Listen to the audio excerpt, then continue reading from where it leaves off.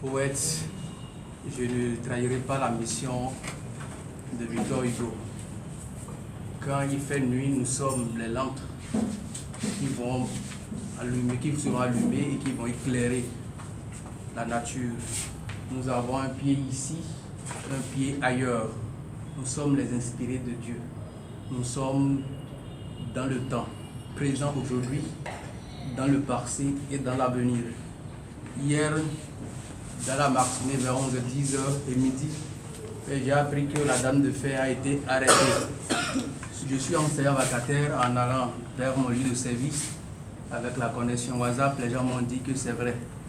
Je me dis qu'est-ce qu'il faut faire pour pouvoir tenir maman dans cette démarche, parce que beaucoup de personnes n'ont plus le courage de parler. On a peur de parler. Et si on ne parle pas? Et si on ne parlait pas, est-ce que les gens seront là aussi? Les gens ont parlé. Les gens se sont sacrifiés. Et nous avons une responsabilité. Si nous avons la chance d'écrire et les gens nous lisent par milliers par jour, il faudrait que nous disions sinon, en nous retournant de l'autre côté du regard, on nous demanderait le compte pour dire vous n'avez pas joué votre partition.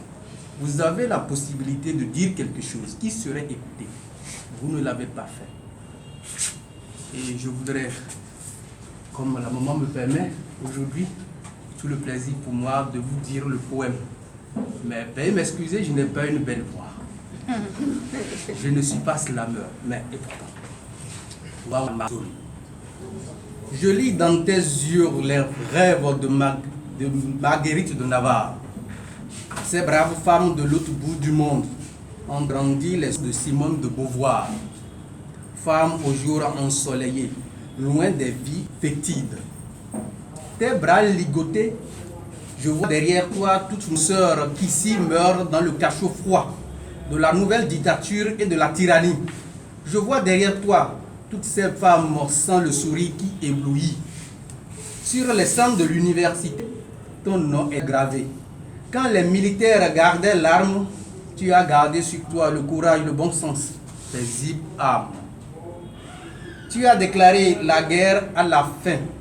Faire face les mains vides au char, la vaillante, le tyran t'arrête.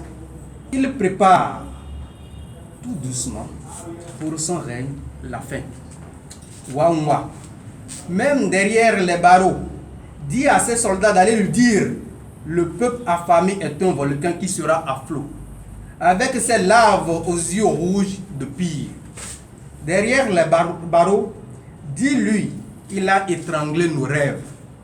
Au fond de nos toits, dans nos champs, dans nos ateliers, on crève de faim sous son règne, sous son régime de dérision.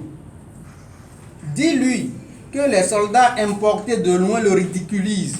Ce ne sont pas eux qui l'ont amené au pouvoir sucré. On descend de cet arbre que par où on avait pris, tout malheureux. Dis-lui, Wawa, derrière toi coulent les larmes de ces femmes qui ont pris leurs jambes au cou en abandonnant le toit. Derrière toi, brave Amazon, il y a des hommes.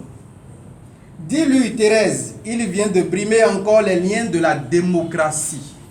On comprend qu'il vit dans l'autocratie. Brave femme, tu es fille de liberté. Le barreau ne peut qu'être brisé. Dis-lui, le peuple exige les élections inclusives. Dis-lui, tout est bien éphémère. Dis-lui, femme de vérité, le pouvoir a ses revers. Dis-lui, en toute honnêteté, nous n'avons que nos bouches comme les glaives. Mère, dans tes yeux, il y a les pleurs des exilés. Dans tes bras, il y a ces étudiants brimés. Mère, va, femme soleil, tu es l'arbre à l'ombre. Julien Kandé Kanso.